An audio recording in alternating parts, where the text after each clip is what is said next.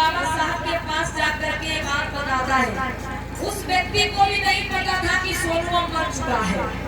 वो व्यक्ति सिर्फ इतना जानता था कि हाँ, पूना से कुछ दूर आगे सड़क के किनारे एक व्यक्ति बैठता है मटके में पानी लेके, जो भीमराव अम्बेडकर का इंतजार करता है। तो व्यक्ति बाबा साहब से जब बताता है तो बाबा साहब चल पड़े तुरंत और वहीं पे जाके पहुंच गए। लेकिन जब वहां पे पता लगाया तो कोई नहीं मिला। तो बाबा साहब गांव में गए और गांव में जब पूछा तो गांव के लोगों ने बताया कि अम्बेडकर जी ये बात सही है, ये बात सही है, सोनुआ तुम्हारे लिए पानी लेकर के तू जाता था, लेकिन 2 महीने बीत गए, उसकी मृत्यु हो चुकी है।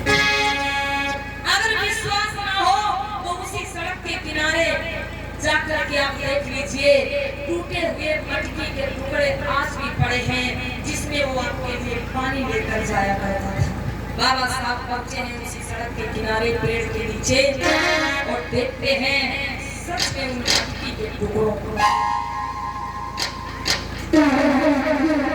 सच में उन मटकी के टुकड़ों को जब देखते हैं तो अपने हाथों से एक एक टुकड़ी को उठाने लगे, आंखों में आंसू आ गए, कलेजा फटने लगा कि बारे हिंदू धर्म की व्यवस्था, जिस धर्म में कुत्ता बिल्ली जानवर तो किसी भी नदी तालाब में जाकर के पानी पी सकता है, लेकिन हमारे लोगों को वो भी अधिकार प्राप्त है। आज पानी के लिए मेरा अपमान होते हुए देख, पानी के लिए एक भाई ने, मेरे समाज के एक व्यक्ति ने अपने प्राणों को खो दिया। बाबा साहब रोने लगे और क्या बोले हैं कि ये मेरे भाई सोनुआ, अगर तुमने पानी के लिए अपने प्राणों को त्यागा है, ये कुर्बानी तुम्हारी व्यर्थ नहीं जाएगी, ये कुर्बानी तुम्हारी व्यर्थ नहीं जाएगी मेरे भाई सोनुआ। और बाबा साहब क्या बोले हैं कि सोनुआ तूने मेरी खातिर और अपने नजदीक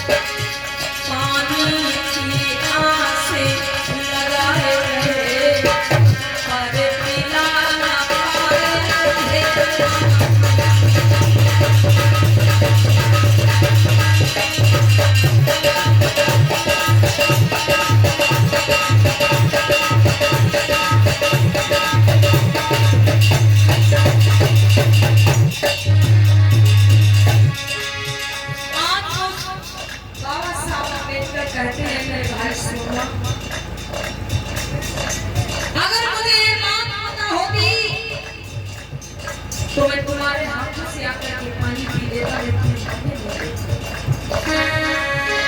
लेकिन तुमने इतनी बड़ी कुर्बानी दी। बोले हैं बाबा साहब, क्या बोले हैं आप लोग ध्यान दीजिएगा।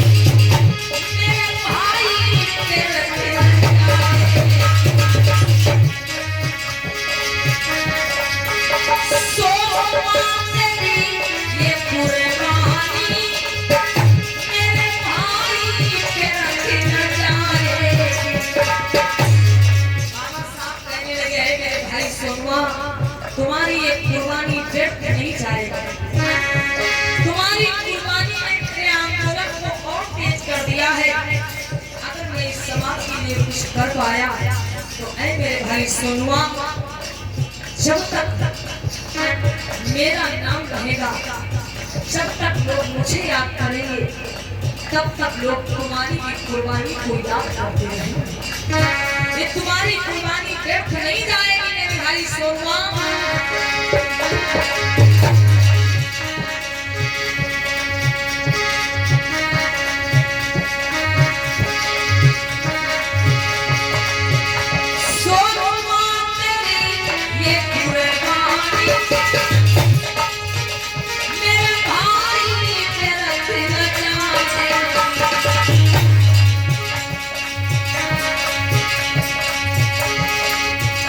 जब तक यहाँ सूरज चांद रहे,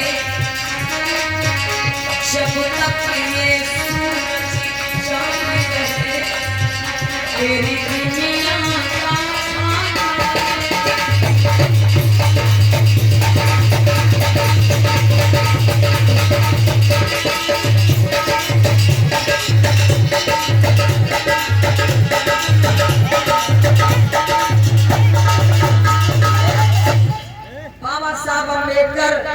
टूटे हुए मटकी के टुकड़ों को हाथों में उठा के बोल पड़े कि मेरे भाई सोनुआ,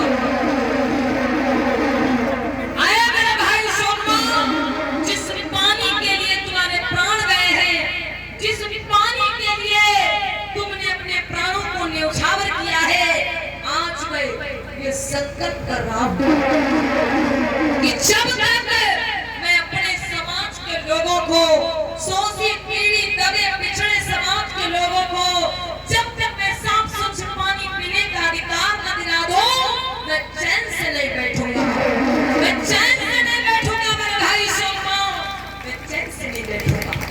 और बाबा साहब बोले हैं कि ऐ मेरे भाई सोनुआ, मैं अपनी ही जिंदगी में ऐसा समय लेकर के आऊंगा, ऐसा समय लेकर के आऊंगा कि जिस पानी को छूने के लिए हमारे लोग तरसते हैं, उसी पानी में हमारे लोग शौच क्रिया करेंगे।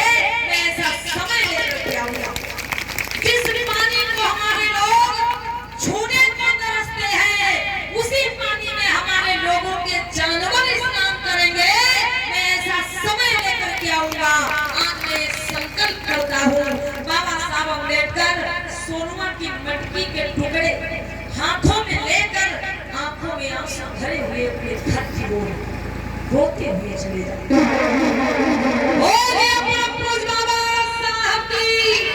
अब आप लोग एक बात समझ लीजिएगा, जो भी मैंने शुरुआत में बताया था, महान तालाब सत्याग्रह, बाबा साहब के जीवन में यही,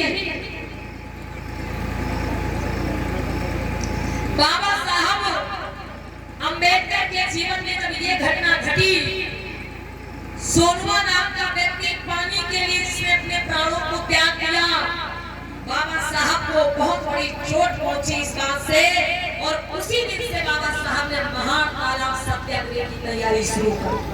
उसी दिन से बाबा साहब वो मटकी के टुकड़े लेकर अपने घर पहुंचे, और उसी दिन से उन्होंने महान तालाब सत्याग्रह की तैयारी शुरू की थी। जो मैंने अभी बताया कि पहाड़ में, महाराष्ट्र में पहाड़ स्थान है जहाँ पर चावदार तालाब, जिसका पानी मीठा हुआ करता था, सबर लोग उस पानी को पीते थे, लेकिन जो चौथे शूद्र वर्ग के लोग थे, उनको पानी छूने का भी अधिकार नहीं था।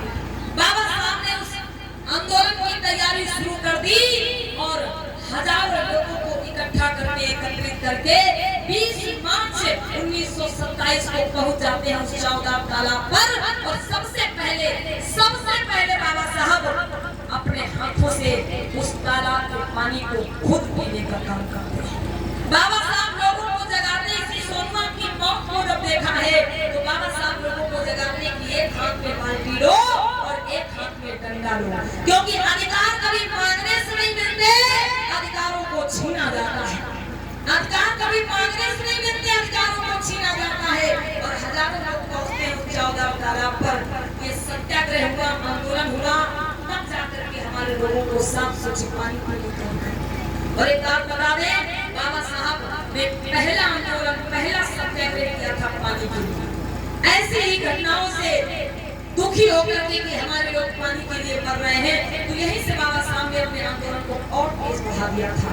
ये बाबा साहब के जीवन से संबंधित एक छोटी सी चर्चा आप लोगों के बीच में दर्शाई गई, तो आप लोग ध्यान दें कि हमारे लिए कितना बड़ा त्याग किया है, कितनी बड़ी कुर्बानी दी हमारे महापुरुषों ने, तब जाके हमें आजादी